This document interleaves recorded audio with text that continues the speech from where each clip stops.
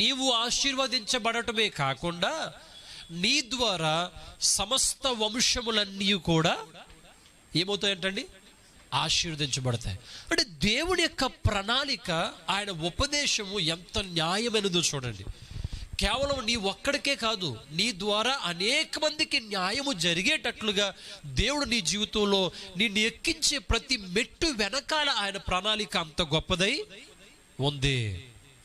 నిన్ను ఎక్కించేటువంటి ప్రతి మెట్టు వెనకాల దేవుడు కొన్ని వందల మంది గురించి, కొన్ని వేల మంది గురించి, కొన్ని లక్షల మందికి మేలు జరిగేటట్లుగా నీ పట్ల ఆయన ఒక యోజన, ఒక ఆలోచన కలిగి ఉన్నాడు అని చెప్పడానికి ఏమాత్రము కూడా ఇందులో సందేహం అనేది లేదు అని మీకు తెలియచేస్తా ఉన్నారు. జాగ్రత్తగా మనం గమనించుకున్నట్లయితే ఇక్కడ అంటున్నాడు కదండి, నీ సేవకుడు వాటిని గైకొనటం వలన గొప్ప లాభం